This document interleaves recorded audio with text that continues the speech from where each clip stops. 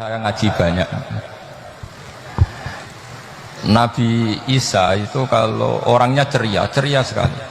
Pernah ditegur sama Nabi Yahya, mali aro kadohikan ka'annaka aminta min makrillah. Saya melihat kamu kok selalu senyum ceria, seakan-akan tidak ada adabnya Allah. Terus Nabi Isa balas ke Yahya, mali aro ka'abisan ka'annaka ayista min rahmatillah. Kamu kok merengut terus, koyok ning dunia ora ono rahmat. Jadi kamu milih mana? Senyum terus apa merengut terus? Partainya hanya dua, Nabi Yahya sama Nabi Isa. Jadi khazanah itu banyak. Untuk melawan penyakit itu ketakutan itu bahaya, karena bisa mengganggu imunitas tubuh. Orang harus percaya diri, harus pede. Meskipun harus hati-hati, tapi harus tetap pede. Dengan demikian imunitas tubuh kita terjaga. Jadi ya sudah seperti itu. Semua orang punya cara untuk menjaga diri masing-masing. Kemudian tentang Pak Ahmad Siddiq, saya tahu banyak karena dulu saya masih ingat. Ini sekaligus ijazah pada cucu-cucunya. Kalau sama anaknya tidak berani saya. Sama cucu-cucunya. Saya masih ingat Mbah Ahmad Siddiq itu sangat loyal sama yang namanya negara. Kita tahu beliau adalah termasuk orang yang bintang ketika Muktamar Situbondo, ketika NU pertama kali nerima asas tunggal, yaitu Pancasila. Kayak apa ulama-ulama kita, ya mulai Mbah Ahmad Siddiq, Mbah Ali Maksum, Gus Dur, Mbah As'ad, semuanya lah, termasuk Mbah Mun, semuanya loyal sama negara, sehingga NU menerima asas tunggal. Itu saya masih ingat karena bapak dulu perwakilan dari NU cabang Lasem. Beliau pernah ngundang Mbah Ahmad Siddiq di sini. Zaman itu zaman Pak D. Dzufar, ikut ngundang ke sini bapak saya. Itu saya menangi beliau ngisi pengajian di hallnya buyut saya, Mbah Umar bin Arabi. Jadi saya ini zuriyahnya Mbah Umar bin Arabi, sama dengan keluarganya Kiai Hamid Pasuruan. Itu beliau cerita bahwa kemenangan Islam itu tidak harus kita yang menang kangelan. Kadang Allah bikin orang lain yang kangelan, kita yang ikut menang. Jadi dulu kata beliau, banyak ulama ketika kita diserang Jepang, saya masih ingat, saya karena pas itu ikut ke Lasem, karena saya santri sarang, Mbah Mun ngisi di Lasem, saya ikut di Lasem karena saya masih keluarga. Itu ulama-ulama itu mimpi dibacakan ayat ghulibatir rum fi adnal ardi wa hum min ba'di ghalabihim sayaghlibun fi bid'i sinin lillahil amru min qablu wa min ba'du wa yawma idzi yafrahul mu'minun. Itu dulu itu ada pertarungan besar antara kerajaan Romawi dan kerajaan Persia. Kita tahu Romawi itu Nasrani. Saya ulang lagi, Nasrani itu percaya adanya Allah, adanya Tuhan, dan percaya adanya kitab samawi. Sementara musuhnya itu Persia, orang yang tidak bertuhan, tidak berdasar kitab samawi. Ketika Persia mengalahkan Romawi, itu orang Islam ikut susah, karena terus dibully sama orang-orang kafir Mekah. Orang kafir Mekah adalah orang yang tidak punya kitab samawi. Katanya orang kafir Mekah, iku lho balamu, jute duwe kitab, jarene dihubungan mbek langit, nyatane perang keok. Paling kon yo podo. Jadi ada analogi bahwa kalahnya orang Nasrani itu dianggap simbol kekalahan orang yang bertautan atau berhubungan dengan langit. Akhirnya orang Islam susah. Saking susahnya orang Islam sampai Abu Bakar itu tanya, ya Rasulullah, lalu orang Romawi menang itu kapan? Terus ada surat turun fi bid'i sinin. Ya kira-kira 3. Abu Bakar pas itu belum alim-alim amat.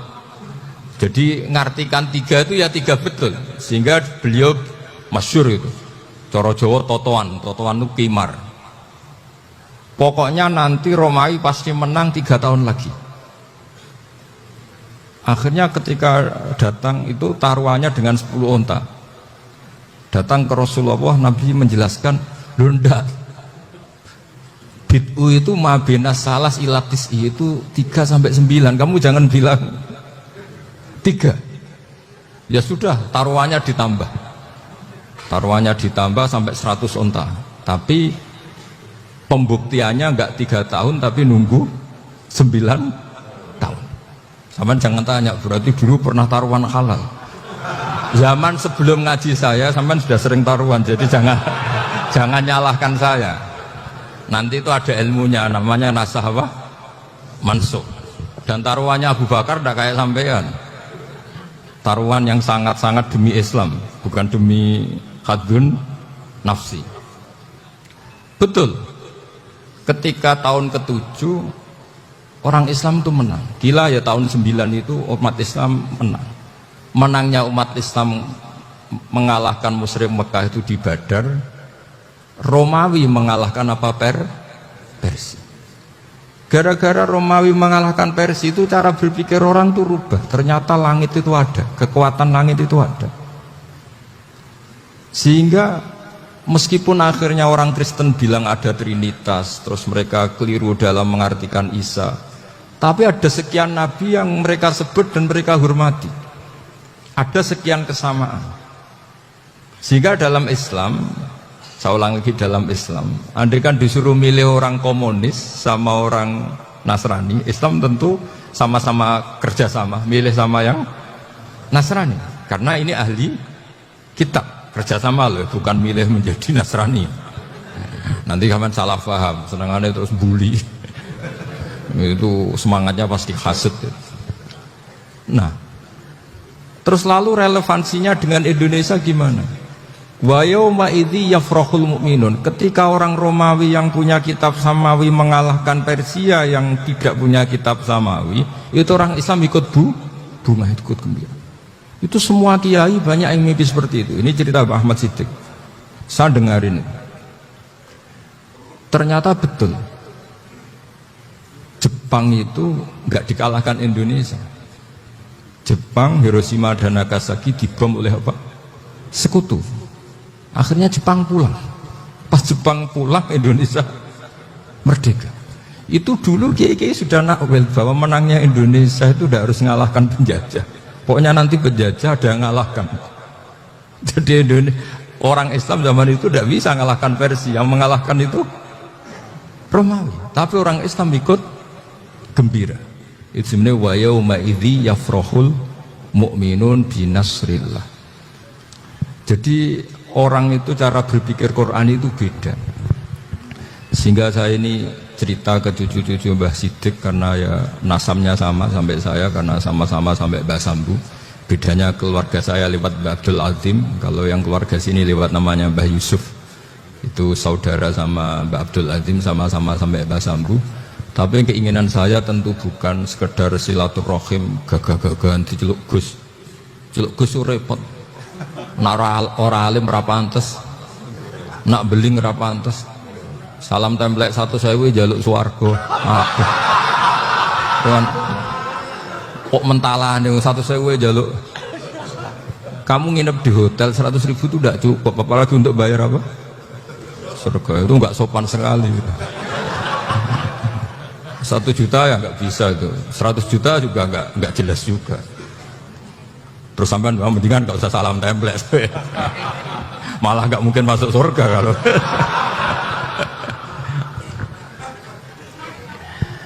Jadi dulu yang namanya zuriyah, sampean tenang saja, nasab sampean tidak kalah dengan kita, karena nanti setelah di kuburan itu gus-gus itu nggak penting. Semua kalau tanya bapak kamu siapa, jawabannya siapa? Nabi Ibrahim. Sudah Parmin Parlan hilang semua, sudah aman pokoknya nanti. Karena kalau nanti ditanya malaikat bapak kamu siapa, jawabnya Nabi siapa? Ibrahim. Makanya saya itu pemuja Allah yang serius. Sama ya pemuja Allah, tapi kan kadang kurang alim. Saya ini pemuja Allah serius. Saya itu kalau ngaji, ya ngaji biasa belajar, itu sering nangis seneng. Misalnya saya baca tadi Miftahul Jannah la ilaha illallah, kunci kok dikasihkan. Kita ini masuk neraka gak pantas, enggak bawa kuncinya kok masuk gitu. Harusnya kita ini masuk surga, kita kan pegang kunci surga, gak pegang kunci neraka. Maka aneh kalau kamu masuk neraka itu aneh. Coba kita pegang kunci surga apa kunci neraka? Tapi kata teman saya, neraka ora ono kuncine. Karena tidak ada pintunya. Terus saya bilang, kamu kok tahu? Memangnya mau ke sana, kata saya. Saya tidak punya rencana tahu neraka. Karena nanti di antara syafaatnya Quran itu orang kalau mau masuk neraka tidak jadi. Ya gak apa-apa ya, diatur sendiri. Jadi di antara syafaatnya Quran itu orang nggak jadi masuk neraka. Jadi syafaat itu ada dua. Dari neraka diangkat ke surga, dan itu bisa lama itu. Tapi kalau syafaatnya Quran itu yang belum masuk neraka supaya nggak jadi masuk neraka. Karena neraka juga punya aturan, dia juga kena aturan fikih. Jadi, loh betul ini, saya ada hujan. Jadi kena konstitusi apa? Fikih. Sama tak ceritani syafaatnya Quran itu ada orang itu beling itu fasik. Itu dia hafal surat Tabarok, hafal betul. Tabarakalladzi biyadihil mulku wa huwa ala kulli syai'in qadir alladzi khalaqal mauta wal hayata. Pertanyaannya gini, boleh enggak orang menginjek surat Baqarah? Boleh enggak? Enggak. Padahal orang hafal Quran itu artinya ayat itu ada di hatinya. Fa inna wa ta'ala la yu'adzibu qalban wa al-Qur'ana. Allah tidak akan menyiksa hati yang menyimpan Quran, yang jadi flash disknya Quran, yang jadi rekaman Quran. Singkat cerita orang ini hafal. Pas ketemu Mungkar Nakir prosedur kan, ini orang fasik mau diantemin sama Mungkar Nakir. Prosedur ya, dia kan prosedur standar.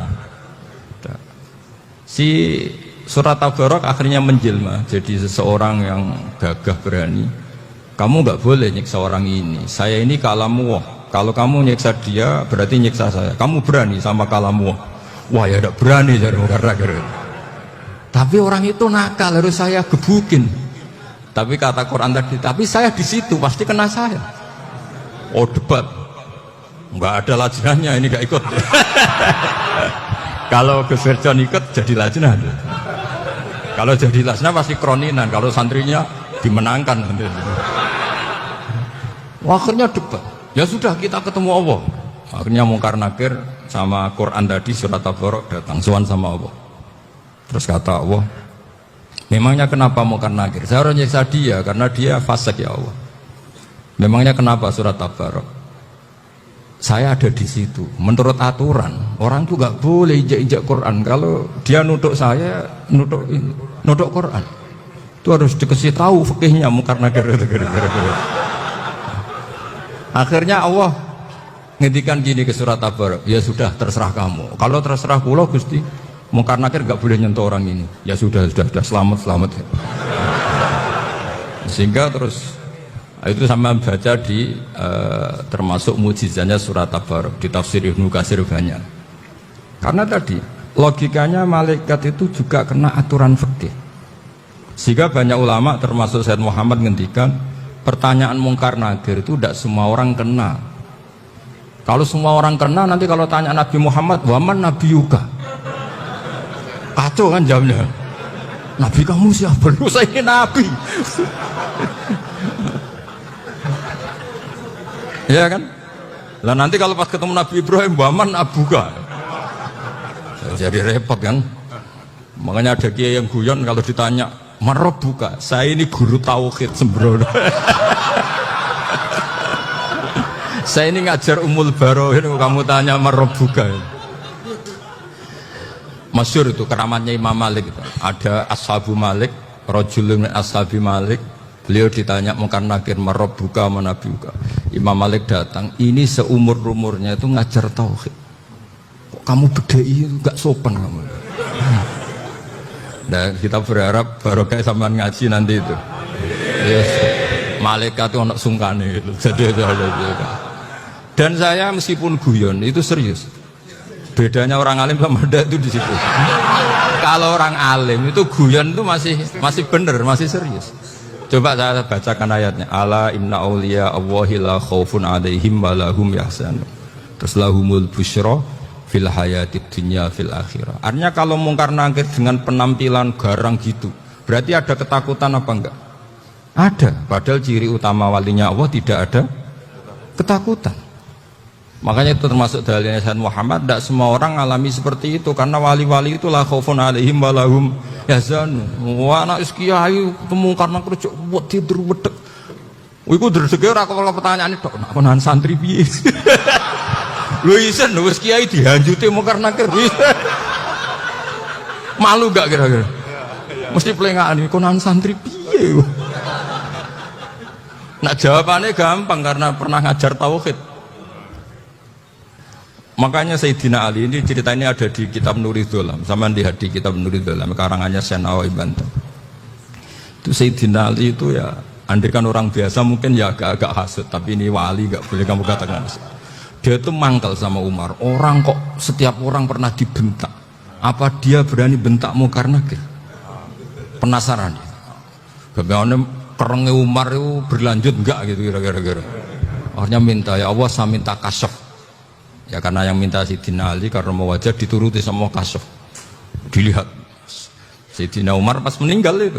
Jadi hasud itu ya kadang penting asal baik. Loh betul, bahasa Kanjeng Nabi kadang la hasada illa fisnaten. Itu Nabi membahasakan ya hasad. Gus Verson aja yang nafsirkan ghobtoh itu kan gaya-gayanan sebagai ulama. Aslinya Nabi ngendikannya itu la hasada illa fisnaten. Ulama yang ganti itu namanya ghobtoh. Wong Nabi sendiri nyebut hasad, kok kamu tafsiri ghobtoh. Ya hasad ya hasad. Udah ndak usah ditakwil-takwil, pokoknya gitu. Kalau sama nggak percaya nggak apa-apa. Kok gitu aja kok repot. Karena sama nggak percaya kemungkinannya dua. Satu nggak ngerti.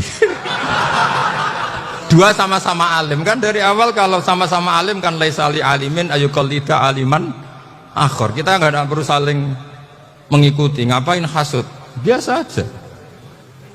Akhirnya Sayyidina Ali kasih. Pas Umar bangun, setelah mati kan bangun, setelah meninggal bangun. Mungkar Nakir datang dengan perangai yang sangat garang. Itu digambarkan Sayyidina Ali, matanya itu kalkidril ghali, kayak apa kendil yang apa menganga. Wah seru. Sayyidina Ali senang, paling takut ini Umar. Senangnya bukan main, wah ini mesti takut Umar. Biasa. Ternyata enggak, Umar malah bangkit. Wah Mungkar Nakir. Kamu tahu menghadapi siapa? Itu betul ya? Kamu itu menghadapi temannya ahabbal khalqi ilallah. Yang diandalkan temannya bukan dia. Kamu tahu yang kamu hadapi, saya ini teman kekasihnya Allah. Jadi boleh kamu mengandalkan Mbak Virjon. Tapi nanti resikonya Mungkar Nakir tanya, itu Virjon siapa? Wah itu masalah kan. Makanya syaratnya wali itu harus ma'rufun fis sama. Di langit sudah populer. Makanya dulu ada orang yang saking seninya Abdul Qadir ditanya apa saja jamnya Abdul Qadir Al-Jilani, itu aman karena beliau populer. Makanya program kita harus populer dulu di langit. Mau itu nanti kalau dicatut oleh santri-santri nggak apa-apa. Kalau nggak populer nanti dicatat, itu siapa? Masalah ini. Umar itu yang dibanggakan itu, kamu tahu saya siapa? Ya tidak tahu. Saya ini temannya kekasihnya Allah. Temannya Muhammad. Iya Muhammad Rasulullah. Wah mikir, waduh, repot. Loh di dunia aja gitu, temannya presiden, temannya panglima, apalagi ini temannya Sayyidul Awalin wal Akhirin. Di dunia aja bilang temannya presiden, menteri, orang sudah takut, apalagi ini temannya Sayyidul Awalin. Hanya Mungkar Nakir terus konfirmasi sama Allah, gimana ya Allah ini ngadepi. Sebetulnya diandalkan itu temannya, bukan dia. Wah, akhirnya sama Allah dibilang, ya bu, ya sama seorang seperti itu bu yang sopan. Terus semenjak itu Mungkar Nakir itu nggak selalu berpenampilan seperti itu, sangat. Jadi semoga itu konsisten sampai nanti. Jadi kamu kalau ingin nggak takut Mungkar Nakir, jadi wali dulu. Karena syaratnya tadi hanya wali sing la khaufun alaihim wa lahum yahzanun lahumul busyra fil hayatid dunya fil akhirah. Jadi orang itu kalau ngaji itu harus khatam. Jangan semuanya kena pertanyaan. Dan kalau semuanya kena pertanyaan nanti repot. Kalau Nabi Muhammad ditanya waman Nabi juga. Nabimu siapa? Lu kan terus jadi aneh. Jadi makanya ketika Sayyid Muhammad semua ulama lah, nggak ada am kecuali ditaksis, kecuali sifatnya Allah. Misalnya bikulli syai'in alim, ya benar-benar bikulli syai'in. Tapi kalau am semuanya pasti ada taksis, meskipun dalam muhawarah muhadasah biasa. Ya, misalnya contoh gampang, istri kamu baru seneng kamu, mas nangkepin popo itu lapor aku, gak popo mas, mesti aku seneng gak sama lapor. Iku di aku ben wayo. Wah langsung jadi apa wae. Mesti apa wae maksudnya kecuali itu gitu. Padahal kalau ngomong mas sampean ingin apa saja tak dukung. Terus sampean bilang pengen iku wayo. Kira-kira disetujui apa enggak? Sama seperti kita kalau punya teman akrab, wes nang omahku gak apa-apa, anggap omahmu dewe. Terus mlebu kamar. Jadi tidak ada am kecuali ditaksis. Artinya kalau ada cerita bahwa orang mati pasti ngalami ditanya mungkar nakir, itu pasti ada am yang ditaksis. Itu pasti tidak dialami para anbiya, para auliya. Karena ciri utama wali itu la khaufun alaihim walahum yahzanun. Kemudian saya yang mau cerita ya, supaya sampean bisa menghadapi dunia global ini, tak bawa tafsir Munir termasuk tadi. Kenapa orang Islam, Rasulullah SAW itu lebih senang kalau yang menang itu orang Nasrani Romawi, ketimbang yang menang itu orang Faris, dalam hal ini ateis. Karena orang ateis itu lebih ngeri. Sebetulnya beberapa penemuan sains, terutama di ilmu medis, itu orang Amerika, kayak cloning. Tapi orang Amerika itu masih dilarang oleh gereja untuk mengaplikasi. Karena nanti bayi cloning itu dipakai suku cadang. Di Amerika masih ditentang oleh fatwa-fatwa agama, baik Islam maupun Kristen. Tapi di Cina itu dipraktekkan. Karena nggak ada halangan agama. Di Cina itu biasa ada kondom diolah lagi jadi alat-alat aksesoris. Di Amerika tidak ada karena masih ada agama, masih ada larangan. Sehingga orang Islam itu lebih takut kalau yang menang itu Persia, karena terus cara berpikir ternyata Tuhan itu tidak ada, langit nggak ada perannya. Jadi ketika yang menang Nasrani masih berpikir itu pertolongan Tuhan, meskipun mungkin cara mengatakan Tuhan beda dengan kita. Tapi ada satu kesamaan bahwa kekuatan samawi itu ada. Jadi disebut hulibatir rum fi adnal ardi wa hum min ba'di walabihim sahlibun. Di sini diterangkan oleh Syekh Nawawi supaya kamu tidak salah paham.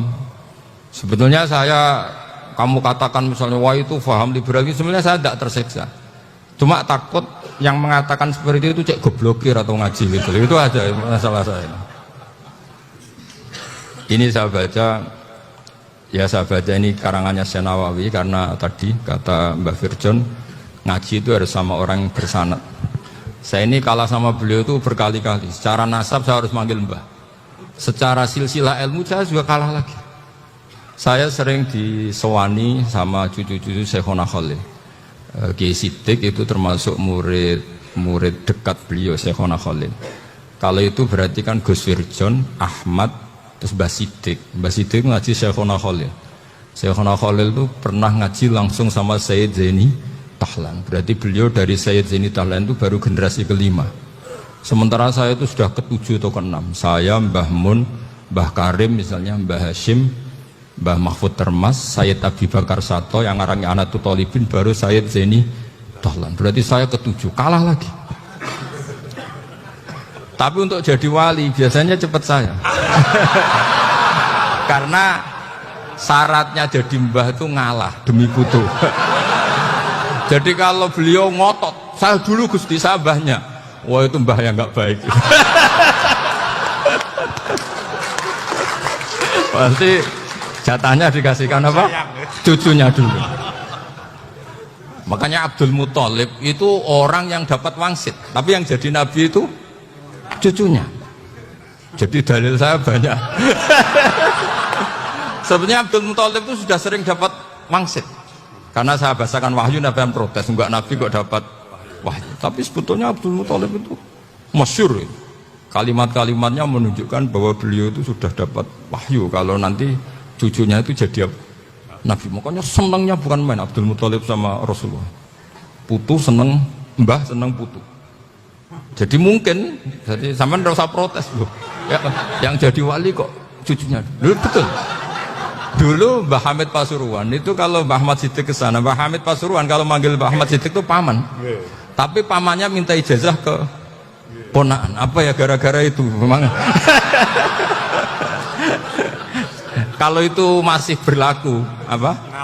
Ngalah tadi. Kayaknya masih apa? Hawane masih. Karena melihat tren-tren langit masih gitu kayaknya masih. Masih itu. Ya, tapi mbahnya tetap dapat jatah, tenang saja nanti. Tapi memang sebaiknya mbah itu legowo.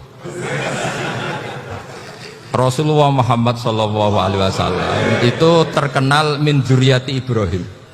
Tapi kata Rasulullah, ana dakwatu Ibrahim wa bisyaratu Isa. Aku nganti ngene iki barokah dongane Nabi siapa? Ibrahim. Jadi dongane Nabi Ibrahim dia tipe teng putu. Jadi banyak bukti bahwa jatuhnya aku putu gitu. Tadi saya di kamar sama beliau berduaan. Nih Mbah sing dadi wali di sini, aku webah.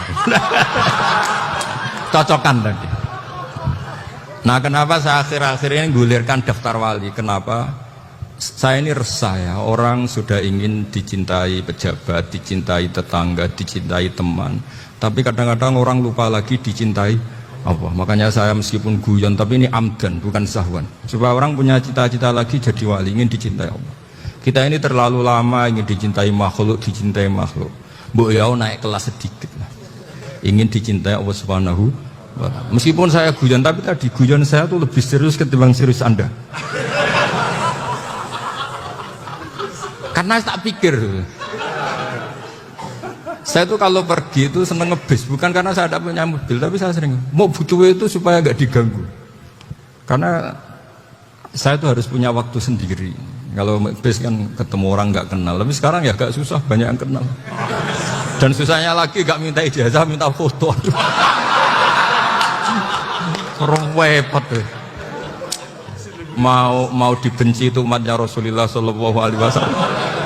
Mau disetujui itu sanatnya mana? Kalau ketemu orang alim minta apa? Foto. Itu nggak ada sanatnya. Nggak tahu saya itu madzhab dari mana itu. Ya madzhab milenial yang jelas itu kan. Ini tak baca ya biar dapat. Karena ini kenangan saya sama Mbak Ahmad Siddiq. Saya masih ingat betul beliau ngisi hallnya Mbak Abdullah bin Umar, berarti abahnya Mbak Hamid. Karena mbah saya itu Fatimah binti Khalid bin Umar. Kalau Mbak Hamid itu Hamid bin Abdullah bin Umar. Itu saya masih ingat betul zaman itu Mbak Hamid siap hall di Lasem itu rawuh dan saya derek mbah saya. Karena masih misanan datang ke Lasem itu beliau pas itu ngisi sama Mbah Mun. Mbah Mun masih muda, Ki Ahmad Siddiq sepuh senior.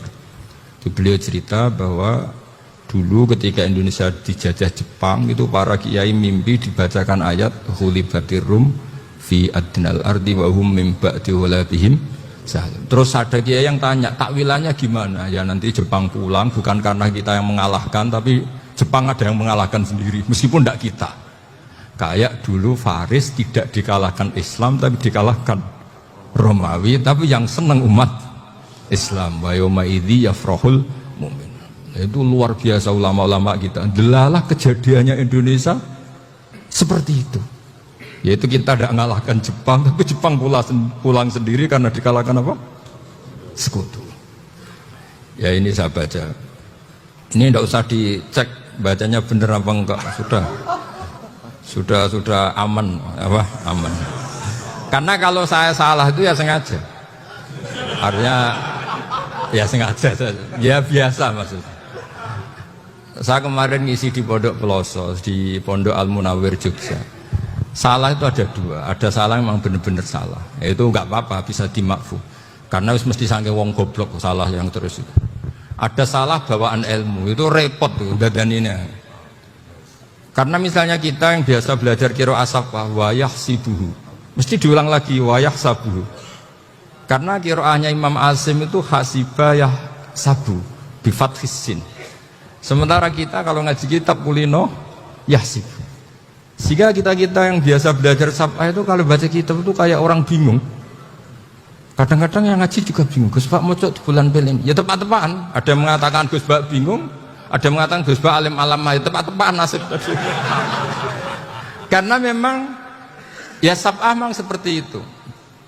Misalnya kufuan. Kufuan itu Imam Asim baca kufuan. Tapi beliau punya murid namanya Syu'bah. Itu kalau baca kuf'an. Makanya kita itu, ini kan khataman Quran ya, jadi saya menyinggung sedikit tentang qiraah safah. Tadi beliau juga sudah tak kasih kitab Hifdzuna Liyadal Mushaf. Sama tak ajari latihan safah, memang angel ya. Makanya yang nggak bisa itu wong pinter. Sudah tahu angel ya nggak usah diteruskan kan. Orang menghindari barang angel itu pinter apa goblok? Pinter. Berarti wong goblok pinter. Saya tuh makanya sama orang goblok tuh respect. Jadi orang alim tuh angel apa gampang? Angel. Menghindari barang angel pinter apa goblok? Loh, orang menghindari barang angel pinter apa goblok? Pinter. Berarti wong goblok pinter. Jadi saya sama orang-orang goblok itu respect. Sudah tahu jadi orang alim angel ya barang angel ya harus dihindari.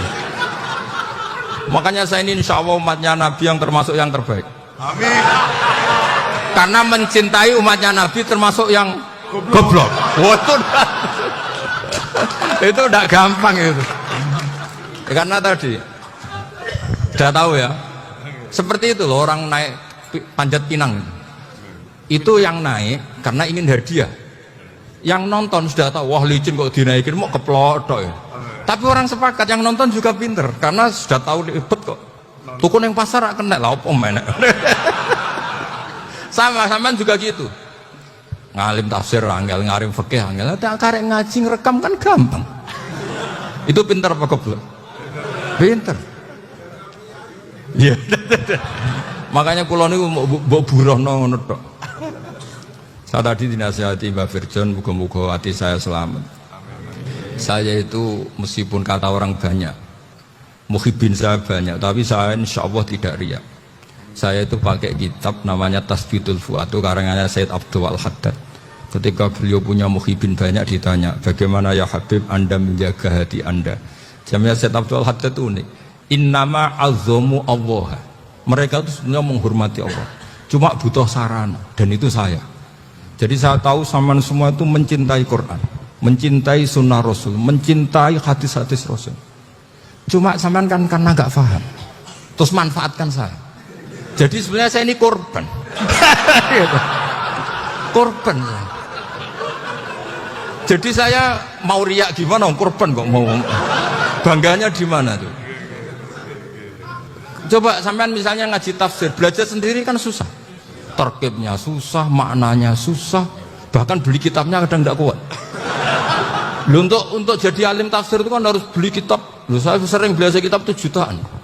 Tafsir Tobari, saya pernah beli kitab Fakhrur Razi itu berapa coba? 27 jilid. Karangannya Fakhrur, belum karangannya ulama modern, Imam Sya'rawi. Itu berapa jilid? Itu jutaan. Saya kemarin juga dihadiahi kitab Pak Quraish Shihab namanya Faidul Bari fi Syarhil Bukhari. Pak Quraish Shihab yang terkenal. Dia sering diskusi sama saya. Saya ngasih hadiah beliau ngasih hadiah saya. Wah, itu harganya nggak kuat. Tidak kuat kadang di Indonesia nggak ada coba. Dan sama orang hibah menghindari kesulitan itu. Nah, kesulitan itu sebab ngaji ikut, kalau nggak paham dirukon rekamannya itu udah gitu. Pinter mana sampean sama saya? Pinter sampean kan? Bikin sosis susah, beli aja kok repotkan. Nah, makanya nggak boleh orang bilang, wah aku goblok reso tafsir aku wong pinter. Makanya nanti kalau saya ketemu Nabi tidak termasuk orang yang mentahkir orang Islam. Kafa bil mari isman ayah kiro akhahul muslim. Jadi cukup orang itu dosa kalau menyepelekan orang Islam, termasuk darani sampean goblok itu dosa. Caranya enggak darani goblok ya tadi di logika tadi. Alim itu angel, gendari angel itu pinter, berarti wong bodoh pinter ya sudah. Tapi tetap bodoh. Tapi ini satu cara untuk saya respect gitu. Coba orang yang ngaji tafsir saya banyak, mungkin ribuan. Itu sebetulnya mencintai Quran. Karena Quran adalah kitab suci yang panduannya umat Islam. Sangat mencintai Quran. Terus kemudian mereka nggak paham. Terus mencari orang yang memahamkan. Burohno lah cara Jawa ini. Terus keren saya itu di mana coba? Lah terus mereka kurang ajarnya gini. Kalau paham itu ya alhamdulillah paham. Weh nak ngaji Gus Bae ngono tok. Tapi nek ora paham, ora nyalano akal. Mari Gus Bae nerangno cepet, mulane gak paham. Ora kok nyalano uteke sing lelet tuh. Oh kan Masya Allah, naudzubillah. Sebetulnya tingkat kurang ajarnya tinggi Gus sebenarnya. Jadi kalau nggak paham itu kadang nggak nyalahno uteke. Kayak mau misalnya, mau mari mikir aja jelas. Padahal misalnya jelas orang mesti paham berdoa. Paham? Jadi kata Sayyid Abdul Haddad, innama azzamu Allah. Sebenarnya mereka itu sangat menghormati Allah. Makanya kita nggak perlu mengatakan wasilah itu kafir, nggak akan. Karena orang tawasul sama Rasulullah itu ingin dapat ridhonya Allah lewat orang yang dicintai Allah. Kita mencintai wali sebenarnya, wah itu kekasih Allah. Kita mencintai itu karena mencintai Allah. Sama seperti gini. Kamu mencintai kangkung apa enggak? Sebenarnya sama sekali enggak. Tapi kamu ingin sehat, ada asupan gizi. Kamu ingin tubuh kamu sehat, butuh asupan gizi. Kemudian kamu makan kangkung. Apa terus kamu cinta kangkung? Kan enggak. Cinta kesehatan kamu sama. Orang yang mencintai saya sebenarnya ingin kepuasan rohani. Saya kan termasuk kiai yang torekonya gampang. Ini swarga kan akhirnya penggemarnya banyak. Coba kalau kamu neraka. Jadi sebetulnya Anda mencintai kepuasan Anda sendiri. Nah saya ini korban. Makanya untuk masuk surga cepat saya. Korban itu cepat. Da'watul mazlum la turaddu kan gitu. Laisa bainahu wa bainallah hijab. Jadi saya kalau dongo langsung seret langit. Karena mazlum. Saya sinau tafsir itu Mbak, sampean bayangkan ada tafsir itu sudah 27 jilid. Sengarang Fakhrul Razi itu bulatnya bukan main. Karena dia ahli filsafat. Bulatnya Masya Allah. Sudah gitu sinau Jalalain kadang dikomen oleh Sawi. Sudah kita percaya Jalalain dibuli Sawi. Percaya Sawi dikandani, oh itu Maliki rasa ribet. Sudah gitu sinau Qurtubi, sinau tafsir Tabari itu susahnya. Belinya susah, belajarnya susah. Padahal saya punya keluarga, punya istri, punya anak. Bayangkan kalau istri saya rewel, gak istri sampai. Wah itu. Tapi alhamdulillah enggak. Sama sekali enggak. Allah sudah milihkan, wah ini bahaya kalau punya istri rewel. Imam Sibawai itu kitabnya banyak, tapi yang terbukukan hanya kitab Sibawai.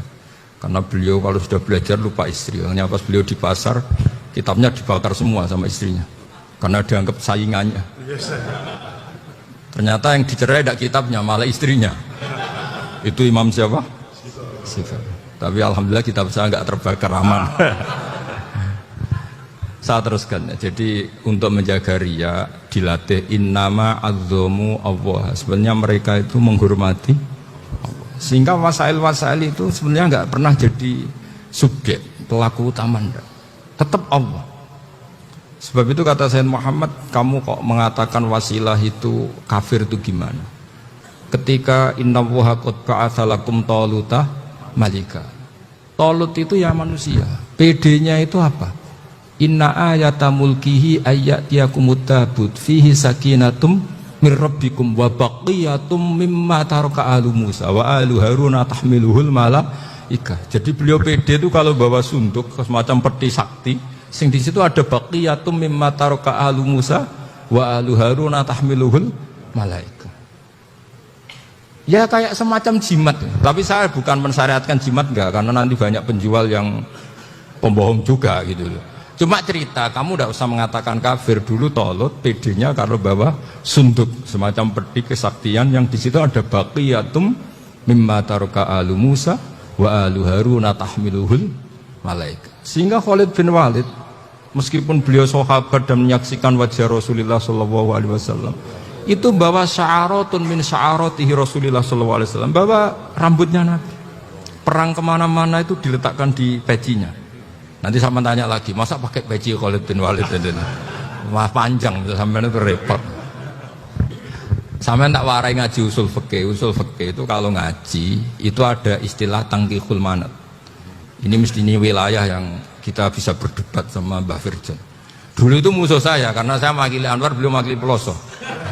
Tapi tahu-tahu kalah tua terus saya mengundurkan diri. Di fikih itu ada istilah, ada tangkihul manat, ada tahqiqul manat, ada tangkihul manat. Tangkih itu kira-kira gini, lafadz hadis itu dibuang sekian untuk tahu bahwa itu madarul hukmi. Misalnya gini, tak beri contoh paling gampang. Sama harus paham, kalau nggak paham nggak pinter-pinter. Ja'a a'rabiyun ila Rasulillah sallallahu alaihi wasallam. Ya karena ini menghormati Mbah Ahmad Siddiq, saya orang alim, jadi ngaji ini tetap ada suasana alim. Ya harus ada suasana alim, nggak perlu jadi orang alim tadi, susah. Sudah ngedari susah itu pintar, sudah itu aja. Jadi orang alim susah, ngedari barang susah pintar, berarti orang tidak alim pintar. Nah, meskipun tetap sudah itu pegangi sampai mati nanti. Lu jadi orang alim tuh repot. Itu kata Imam Ghazali, kalau orang alim kalau mau masuk surga itu sama Allah nggak boleh, kif, kamu nggak boleh langsung masuk surga. Coba cari umat kamu, syafaati dulu. Ya saya takut nyari sampean nggak bisa kembali. Saya tidak punya rencana itu, pokoknya mau masuk. Boleh sampean aduan balik raroh dewa, wah repot nanti saya. Berat jadi orang alim itu. Ya saya teruskan ya. Ada tangkihul manat. Ja'a a'rabiyun ila Rasulillah sallallahu alaihi wasallam. Faqala ahlaktu wa ma ahlakaka qal waqa'tu imraati fi nahari Ramadan.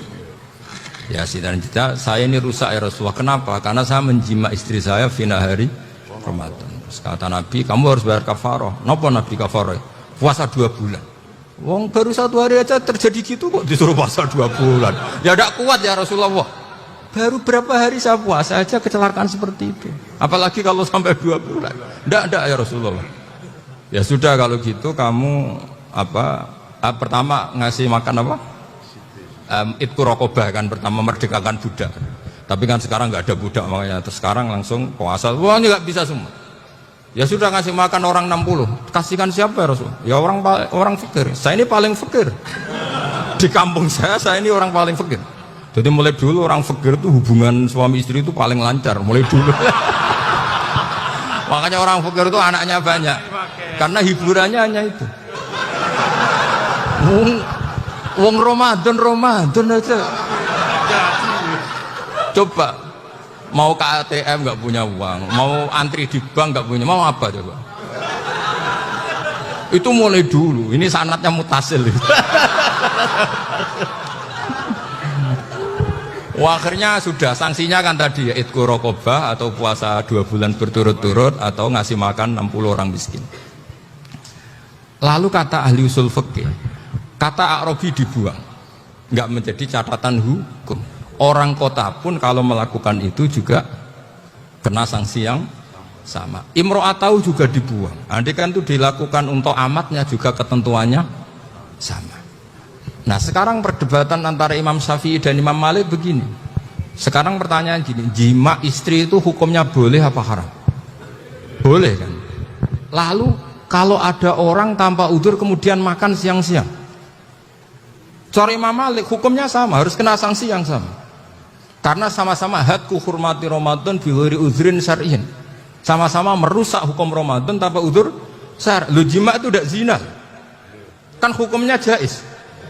Nah sekarang makan hukumnya jaiz, harusnya juga kena ketentuan yang sama. Cara pikirannya Imam Malik. Nah alhamdulillah Imam Syafi'i gak setuju. Wah cara setuju repot. Bahkan orang-orang Syafi'i sudah punya khilaf, kalau gitu minum dulu. Iya, biar tidak kena. Iya, biar iftarnya pakai minum. Setelah minum baru jima kan. Iya. Ini sudah menyiapkan khilafnya. ini khas Syafi'i ini, bongsong rekayasa hukum. Nanti bisa belajar jauh cara ngakali hukum. Makanya guyonan yang masyhur Gus Dur itu gitu. Ada seorang kiai atau Gus lah, ya punya salah, namanya manusia akan punya salah, entah cangkruk entah apa, pokoknya punya salah. Ada wartawan yang ngiranya semua kiai itu orang suci, sehingga tanya sama Gus Dur, Gus itu ada kiai kok, ya pokoknya salah lah. Tapi jangan bayangkan dosa besar, enggak, kecil-kecil aja. Itu gimana itu? Padahal kiai kan orang suci. Jawabnya Gus Dur lucu. Ya justru yang boleh salah itu para kiai. Kalau kamu nggak boleh. Loh kok bisa Gus? Karena mereka tahu caranya tobat. Repot. Kalau kamu nggak tahu caranya. Sama pelanggaran hukum itu ya harus pakar-pakar hukum. Ya. Itu yang tahu caranya yang rekayasa. Kalau kamu ya kena pasal kan ya. Jadi kamu jangan niru saya ini punya sekian cara untuk pembunuh. Nah, itu namanya khilaf. Makanya kata Sayyid Muhammad, kamu tidak usah anti khilaf. Karena Abu Hanifah itu membolehkan khilaf. Kita khiyal. Yang penting kamu soleh dulu. Setelah soleh nanti Allah maklumi. Soleh dulu, syaratnya soleh dulu. Kalau tidak soleh jangan. Contohnya gini, ada orang mau puasa lemes sekali, mau makan. Gampang, kalau langsung makan kan kayak hatku hormati Ramadan biwiri udrin sarian. Aku langsung mau Jembera sowan Mbah Firjon. Sudah status saya Pak Musafir. Ya sudah, berangkat aja sampai Tuban makan. Nanti kalau nggak jadi ya nggak apa-apa sudah. Kan mulai pergi sudah musafir. Saya tidak tahu nanti malaikat tertarik gebuki nggak tahu. Tapi itu ada khilafnya, asal soleh. Karena kata Sayyid Muhammad dan semua kitab mengatakan itu. Kalau sama nggak tahu ya kebablasan. Nabi Ayub, nabi yang terkenal Gudikan itu siapa? Ayub ya. Itu yang Israiliyatnya akan seru lah.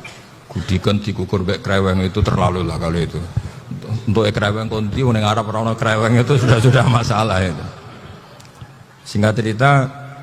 Nabi Ayub ketika diasingkan kaumnya itu kan nggak punya sumber makanan. Lah orang lelaki itu mulai dulu egois. Istrinya Nabi Ayub itu cantik sekali, udah cantik rambutnya bagus. Makanya kamu nggak usah tanya kenapa istrinya kayak banyak yang cantik. Ya, warasatul anbiya nggak boleh itu.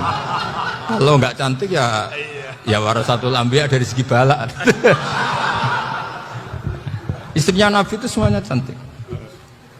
Gak usah tanya sebabnya apa, pokoknya gitu semuanya cantik. Singkat cerita, beberapa kali istrinya Nabi Ayub itu kerja demi bisa nafkahi Nabi siapa.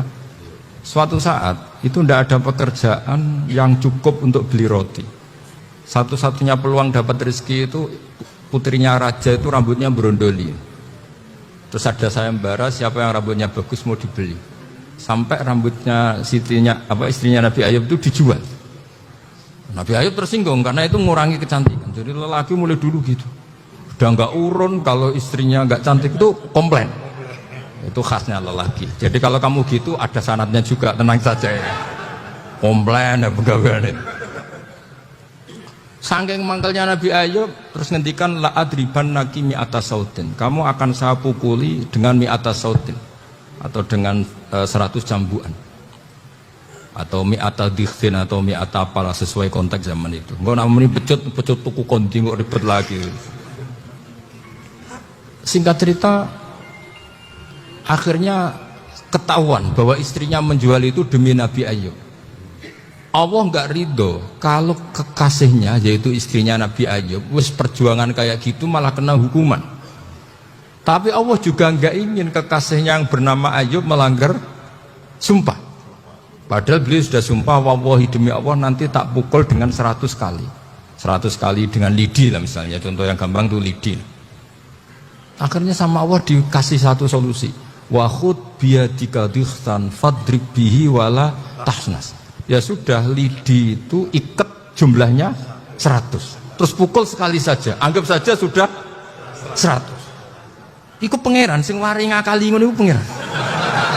Tapi syaratnya soleh, syaratnya soleh.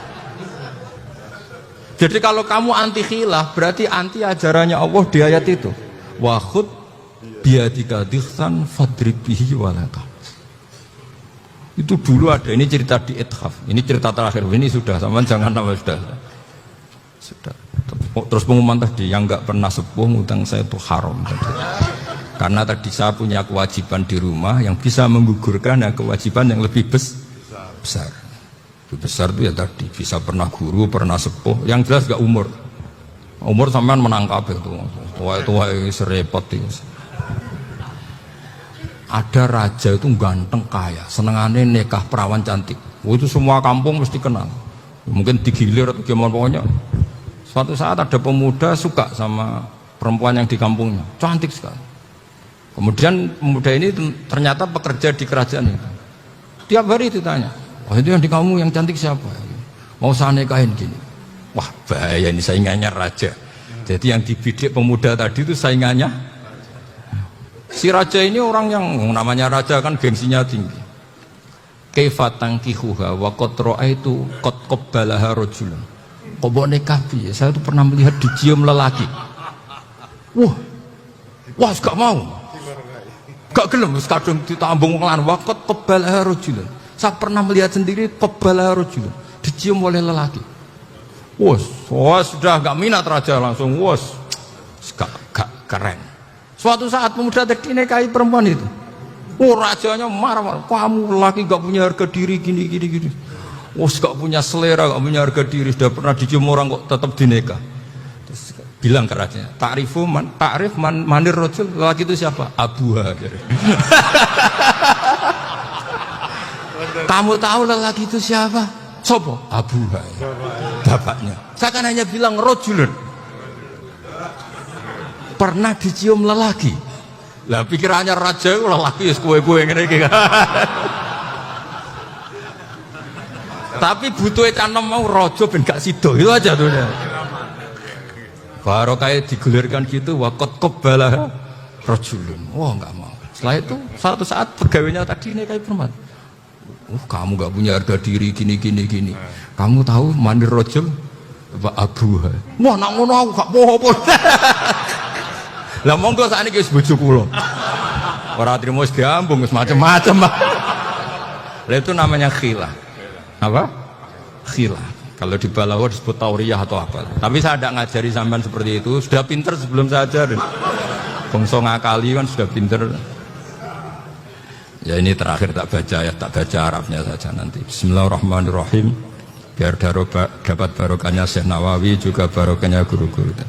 Bismillahirrahmanirrahim. Wasababu nuzuli hadil ayati annahu kana baina farisa war rumi qitalun wa kanal musyrikuna yawadduna antaghliba farisu ar-ruma li anna farisa kanu majusiyan ummiyin wal muslimuna yawadduna ghalabatar rum ala faris liqaunihim ahla kitabin. Jadi zaman dulu orang Islam lebih senang kalau yang menang itu orang Nasrani kalau bandingannya ateis, karena bagaimanapun percaya kekuatan langit, sementara orang ateis sama sekali tidak percaya kekuatan. Apapun bedanya kita dengan Nasrani itu ada kesamaan, yaitu percaya adanya kekuatan langit. Sehingga ketika orang Romawi kalah itu orang Islam ikut susah. Paham ya? Makanya ini tak baca biar sampean enggak macam-macam pikirannya. Fab'atha Kisra saat terusnya, ya pokoknya seperti itu. Akhirnya Rasulullah SAW berdoa lebih senang yang menang itu Rom karena ahli kitab. Artinya apa? Kemenangan ahli kitab adalah kemenangan makhluk atau hamba Allah yang mentautkan kekuatan kita di bumi dengan kekuatan langit. Makanya saya berharap selain pilihan kita ikhtiar medis, kita harus memperbanyak istighfar. Bagaimanapun semua itu dari Allah Subhanahu wa ta'ala. Kita menghormati negara dengan ikhtiarnya, tapi saya mohon sekali kita juga istighfar, karena semua itu juga ditentukan oleh Allah, oleh langit.